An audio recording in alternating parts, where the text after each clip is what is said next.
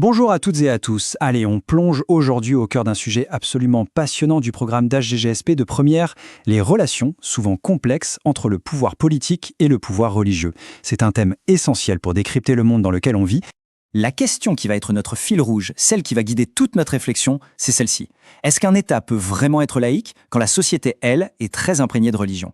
C'est une tension, un paradoxe qu'on va explorer ensemble à travers un cas d'étude très concret. Alors, voici notre plan de match. On va commencer par bien poser les bases en définissant les concepts clés. C'est indispensable. Ensuite, on appliquera tout ça à notre étude de cas, la Turquie.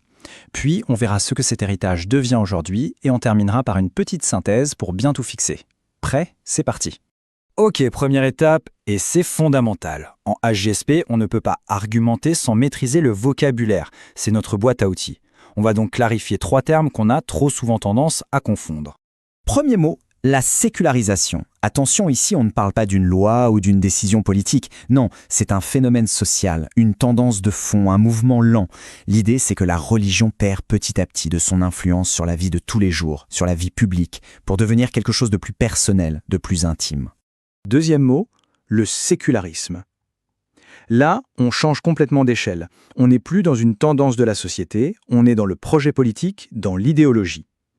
Le sécularisme, c'est l'idée, la volonté, d'organiser l'État sur des bases qui ne sont pas religieuses, de le rendre indépendant des cultes. Et enfin, la fameuse laïcité. En fait, la laïcité, c'est une manière particulière d'appliquer le sécularisme. C'est un modèle spécifique. Comme le disait très bien Ferdinand Buisson à la fin du XIXe siècle, c'est un État qui reste neutre face à toutes les religions, à toutes les croyances. Et pourquoi? Pour garantir 2 choses absolument fondamentales. La liberté pour chacun de croire ou de ne pas croire, et l'égalité de tous les citoyens, quelles que soient leurs convictions. Pour bien se représenter tout ça, le chercheur Jean Bobéro a proposé un schéma super utile, le triangle de la laïcité. C'est un outil simple mais vraiment efficace pour analyser comment un État s'organise. Ce triangle, il a 3 côtés, donc 3 relations à équilibrer. D'abord, entre l'État et l'individu. Que l'on soit croyant ou non, ça ne change rien, on est un citoyen à part entière. Ensuite, entre l'individu et la religion. Chacun est libre d'avoir une religion, d'en changer ou de ne pas en avoir du tout. Et enfin, le 3e côté, entre la religion et l'État, les institutions politiques et religieuses sont bien séparées, chacune est autonome dans son domaine. Allez, maintenant qu'on a notre boîte à outils conceptuelle, on passe au concret. On va voir comment tout ça s'incarne dans l'histoire passionnante et complexe de la Turquie. C'est là qu'on va pouvoir appliquer nos définitions.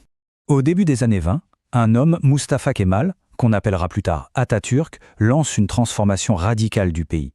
En quelques années à peine, tout bascule. L'Empire ottoman est démantelé.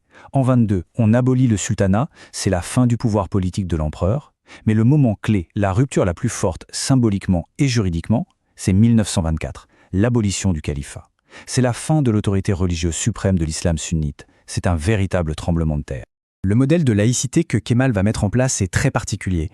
On parle de sécularisme autoritaire ou de laïcité assertive. L'idée, ce n'est pas juste de séparer l'État et la religion, non, c'est d'aller plus loin. L'État va contrôler la religion, la mettre sous tutelle, pour la cantonner strictement à la sphère privée. Le but, forcer la modernisation du pays, par le haut. Et ça, c'est une distinction cruciale, notamment pour vos dissertations. Il faut absolument éviter de confondre le modèle turc et le modèle français.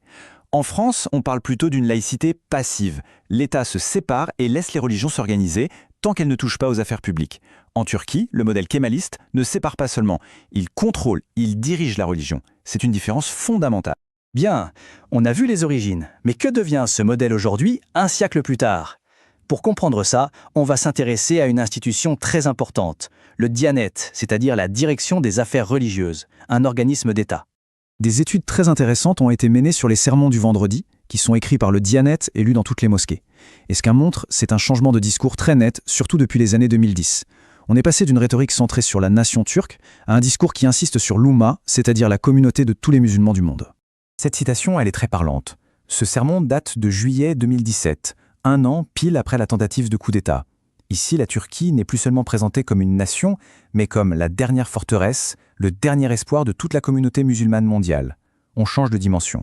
Dans cet autre exemple, on voit bien la construction d'un récit, celui d'une nation assiégée, menacée par des ennemis extérieurs qui ne sont jamais nommés. C'est une rhétorique très efficace pour souder la population autour de son gouvernement en utilisant le registre de la peur et de la nécessité de faire bloc. Et ce graphique le montre de manière spectaculaire, presque mathématique. Regardez l'explosion de l'utilisation du mot fitna, qui veut dire sédition, division dans les sermons. On passe de 1 en 2010 à 17 en 2015. Ces pics correspondent exactement à des moments de forte tension politique interne. Le langage religieux est donc clairement instrumentalisé pour diaboliser toute opposition politique. Allez, on arrive au moment de la synthèse. C'est maintenant qu'on organise toutes ces informations pour que ce soit clair, net et précis en vue d'un devoir ou de l'examen. Voilà une petite fiche de révision. Retenons 3 points essentiels. Premièrement, la laïcité turque est un modèle de contrôle par l'État.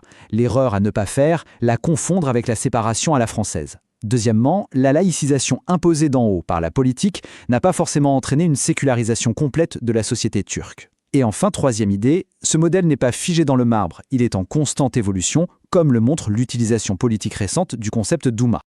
Alors, pour conclure, qu'est-ce que cette étude de cas nous apprend au fond sur la relation entre les États et les religions dans le monde d'aujourd'hui ? L'exemple turc, en fait, nous force à nous poser une question bien plus large. À l'heure de la mondialisation et de la montée des politiques identitaires un peu partout, est-ce que le modèle classique que l'État-nation laïque, tel qu'on l'a pensé en Europe, est encore le seul modèle possible ? N'est-il pas en train d'être mis en question, transformé, réinventé ?